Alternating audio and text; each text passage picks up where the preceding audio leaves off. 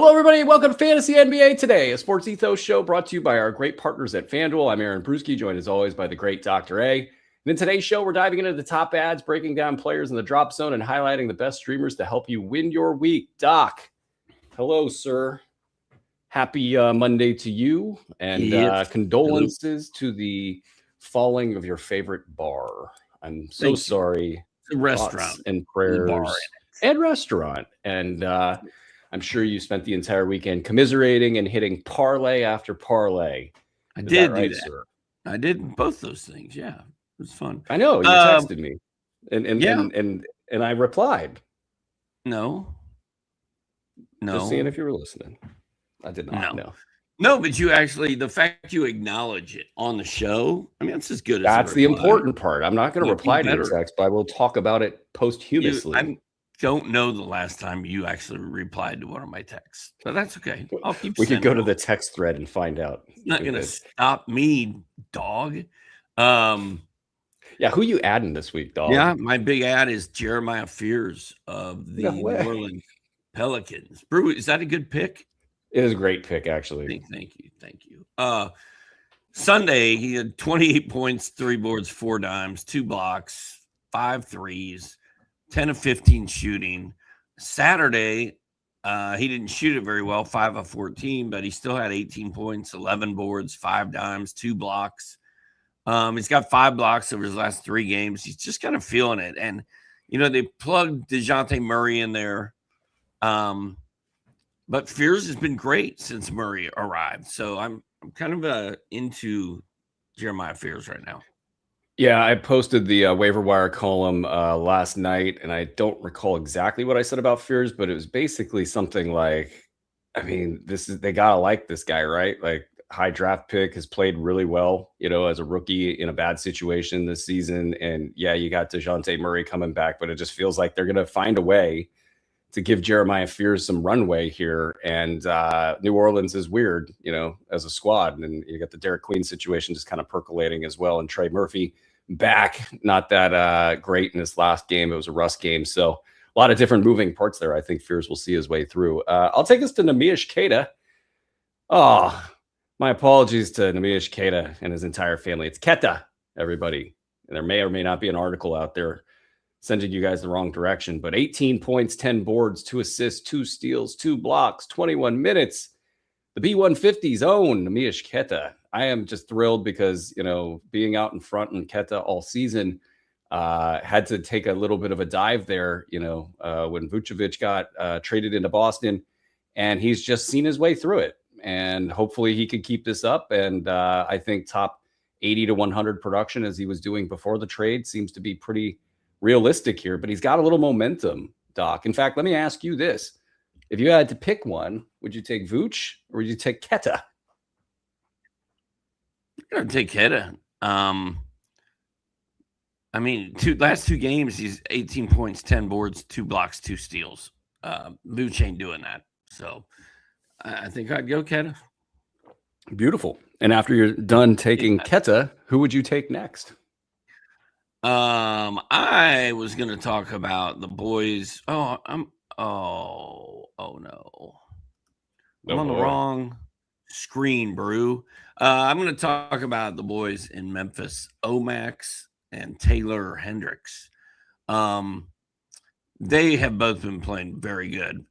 Omax, who is Olivier Maxence Prosper, has played 2 games recently over the weekend and averaged 17 points, 6 boards, 2 steals, a block, and 2 threes.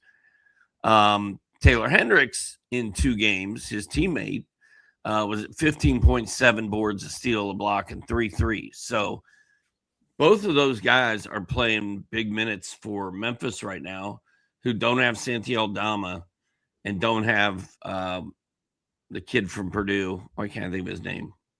Zach Edey. Zach Edey, who's out for the season now. Yeah. So it should just be Omax and Taylor Hendricks running wild the rest of the way. Brew, if you were going to pick one of those 2 guys, who would it be?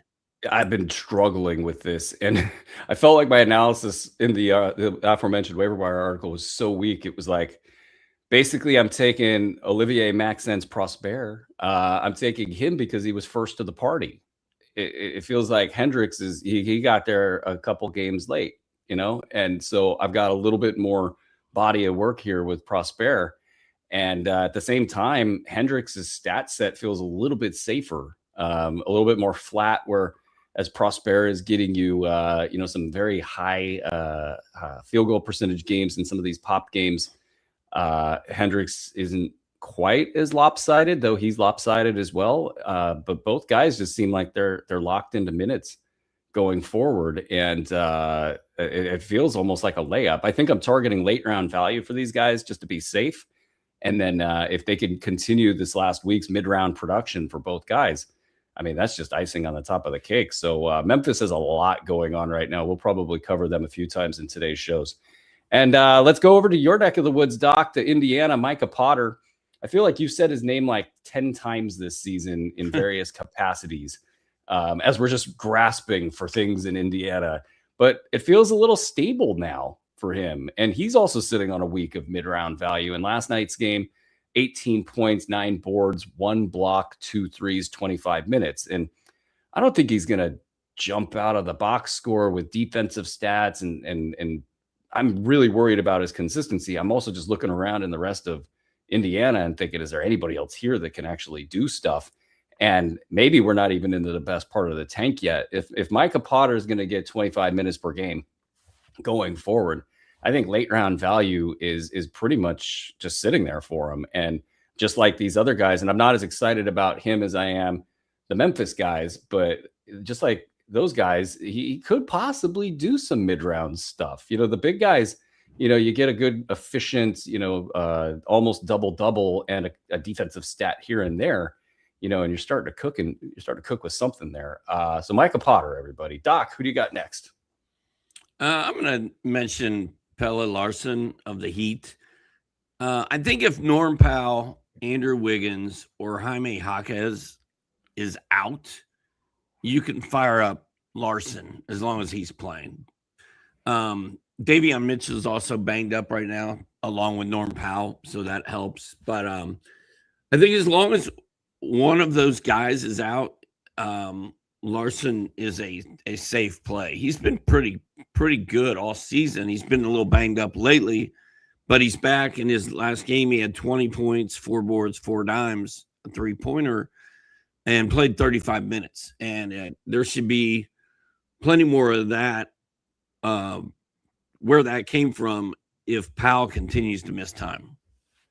Yeah, I'm a tiny bit worried about some sort of an injury ruining what Larsson's up to right now. But if not for that small concern, I think he's going to see his way through all of this and just continue to be a constant as Miami heads into whatever they think they're heading into here in the play-in as a low-end team heading into the postseason. He's just a good athletic player, and he's very active in the box score. A couple flaws here and there, but I like what he's got going. And there's a lot of good ads right now.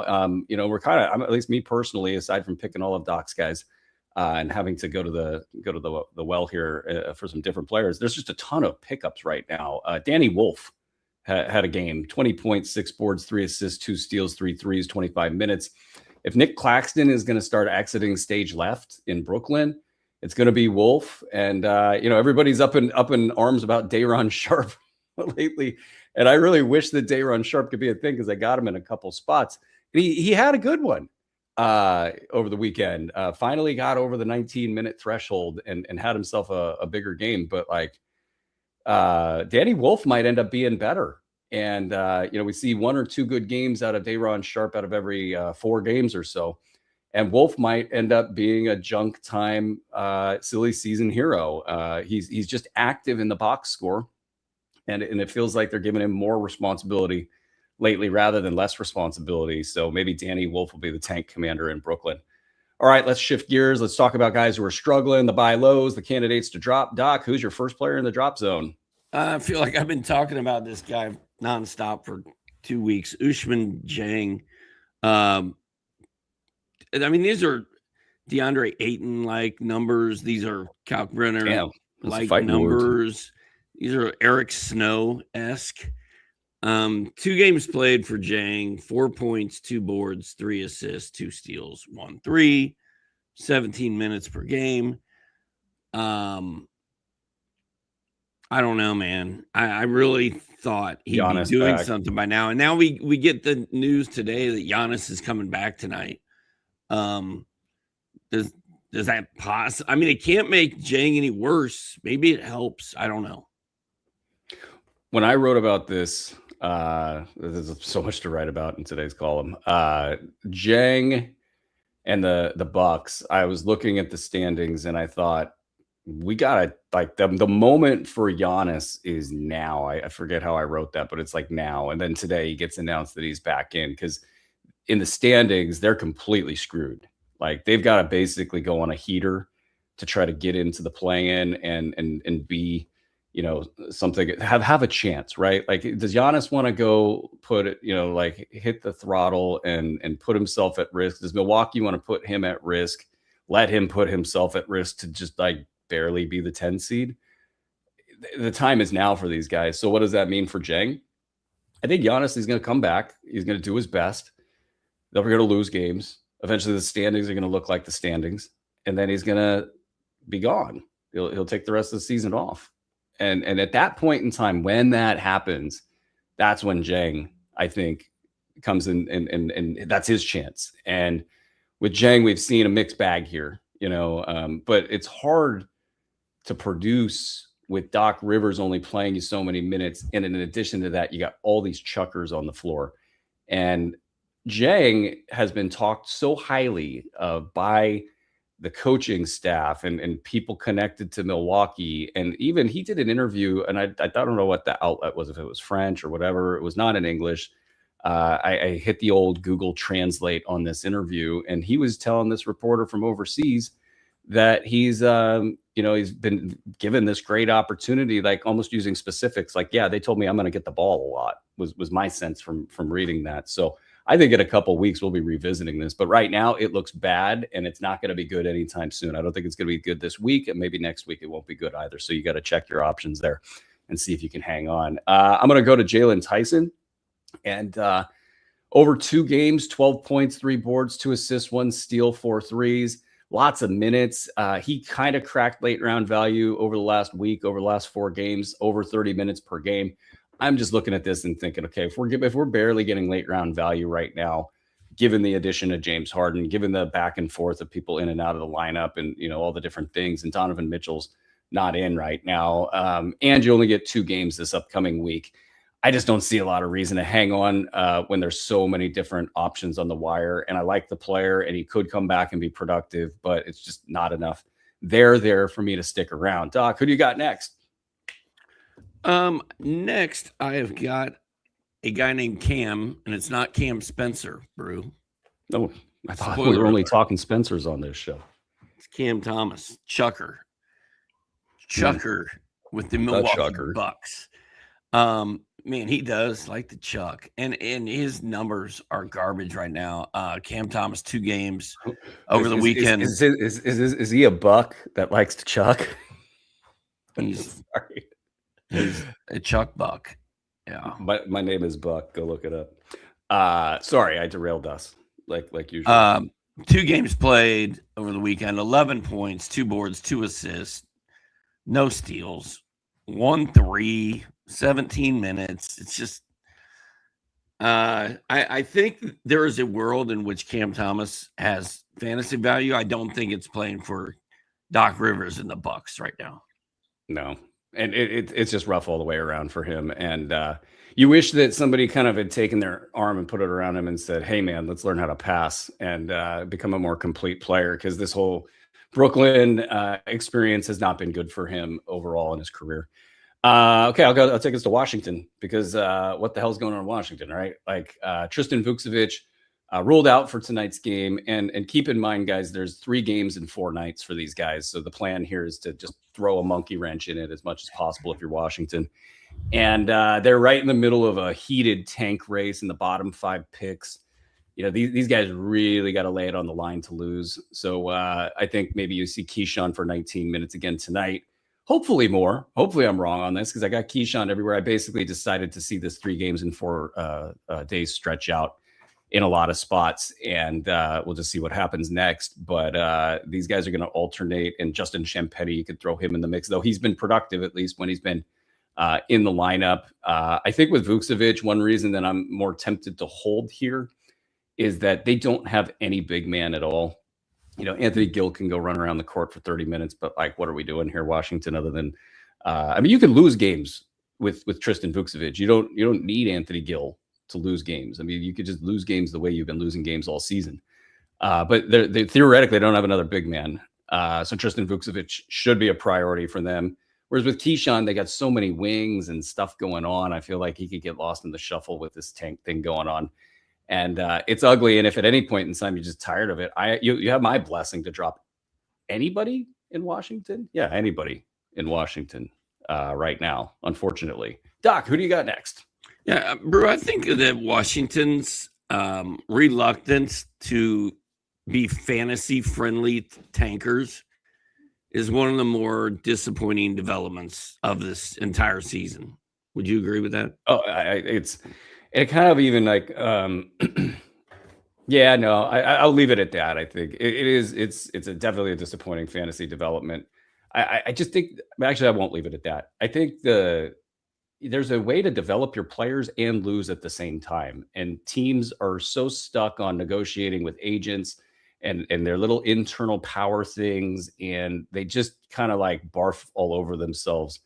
We're seeing it in Dallas. We're seeing it in, Washington, seeing it, where else? Utah, even. I mean, you can't zigzag everybody around and get the best developmental scenario. And it just seems like there's no good reason not to do it that way. It's just kind of stupid politics. Well, I did not see Rick Carlisle being the best tanker, but he is. He's doing it right. Anyway, all right, my last drop zone player is DeAndre Ayton. I have a decent little stat line here, but you're just done with these little BS stat lines, aren't you? Decent little stat line. You mean I don't know, like a couple 8 points and 7 stats. boards and 1 assist and 1 steal and no one. I guess he had a block. All right. I think he's mildly entertaining now. He's talking trash to Clint Capella. Clint Capella's giving it back, and DeAndre Ayton is just sort of schlepping around the yard. 19 minutes a game for Ayton.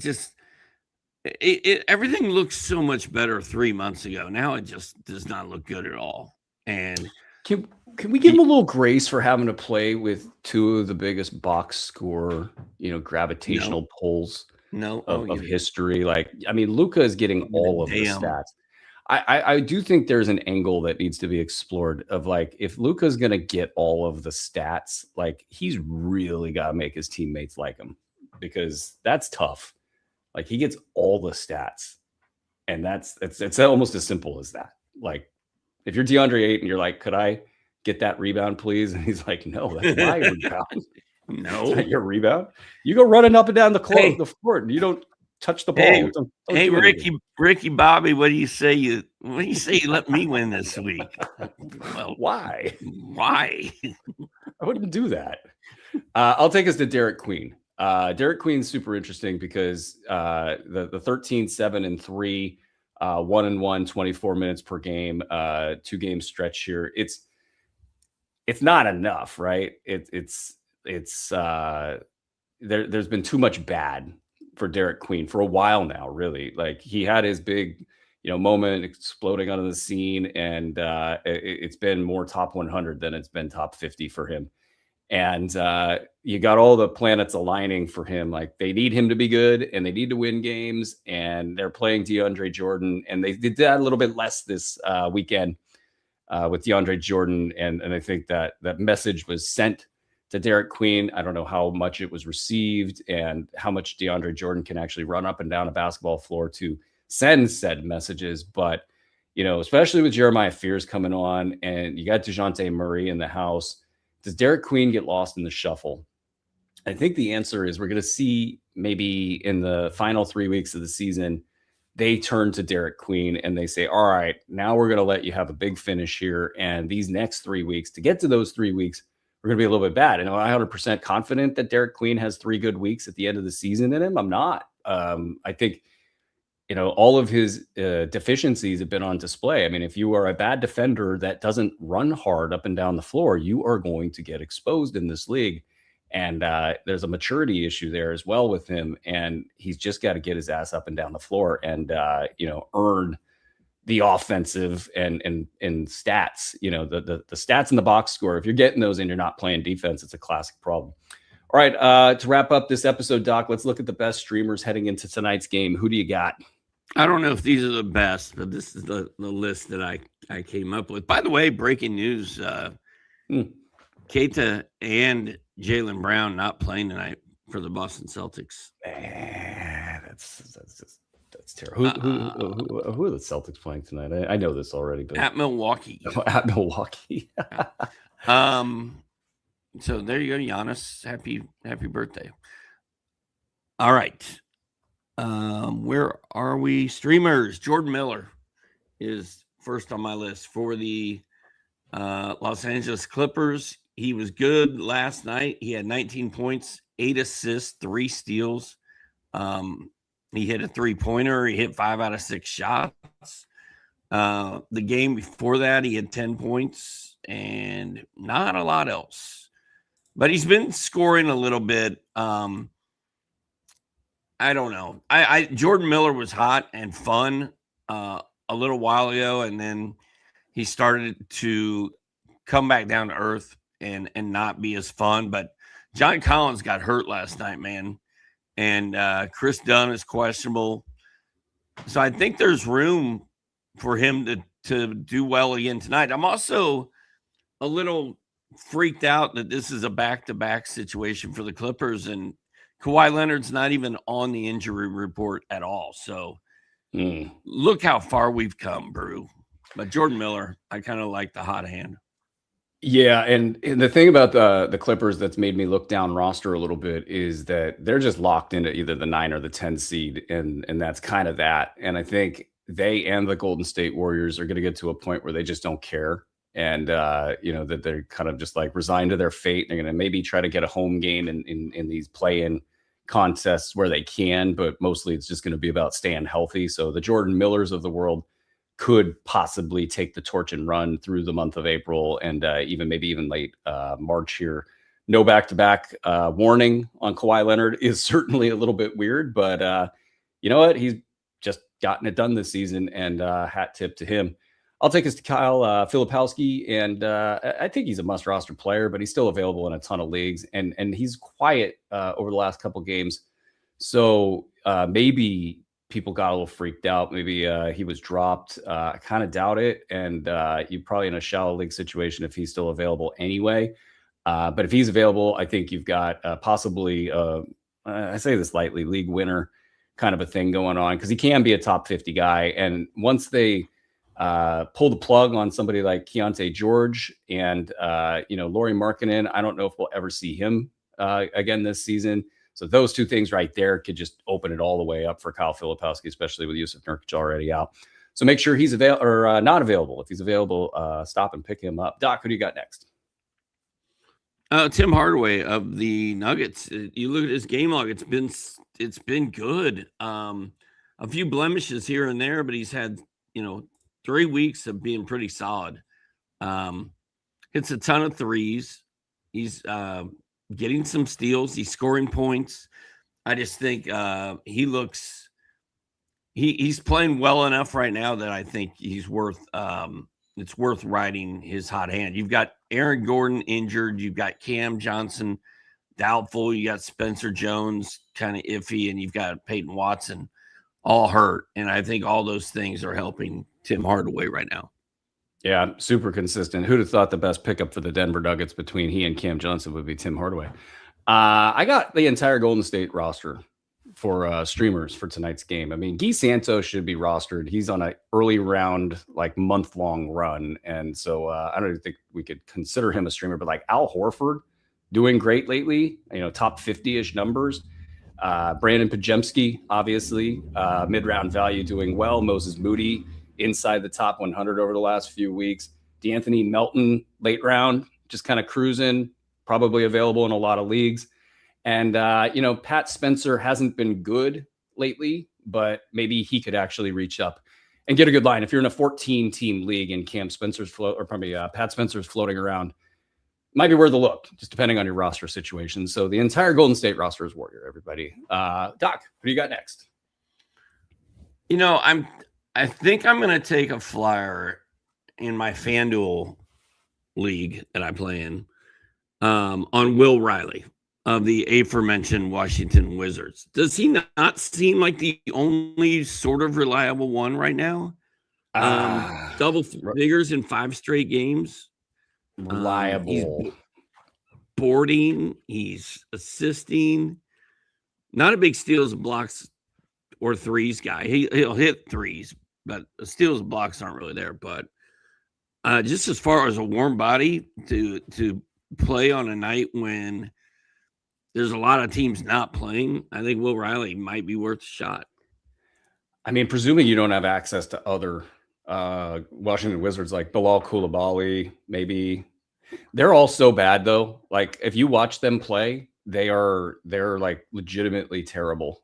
And so like Will Riley, if you tell me that Will Riley's at the top of your list, I'm gonna probably like just sort of sign off on that without thinking about it too much. And I'll even bring the I think it's a deep league situation. And it's actually let me give the straight answer. I'll say, because this was my next streamer anyway. Justin Champagnie, I think I would have over Will Riley, but at the same time, it's kind of like the upside down in Stranger Things. Like you take the kind of worst players on the Washington roster, you think they won't play the best guys. They'll play the Will Rileys of the world. And Will Riley has had some spunk in past games.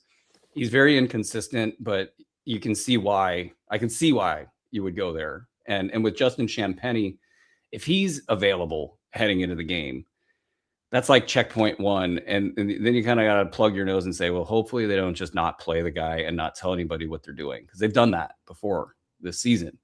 And maybe that's the argument to go with Will Riley, is because I don't think they're going to not play Will Riley. But with Champagnie, if he can get past those 2 checkpoints, he has been producing lately. He does have fantasy friendly numbers. He only needs 20 minutes per game to have a good fantasy line. And this is theoretically the environment that he can just kind of go off in. And that's going to do it for this episode of Fantasy NBA Today. If you're listening on that pod feed, please take 60 seconds, leave a 5-star review. It really helps us out. If you're watching on YouTube, hit that thumbs up button and subscribe to the Sports Ethos channel so you guys never miss an episode. From Doc, Andre, and everybody here at Sports Ethos, we'll be right back with our daily fantasy deep dive, available exclusively on the Fantasy NBA Today pod feed and the Sports Ethos YouTube channel. This has been Fantasy NBA Today, presented by FanDuel.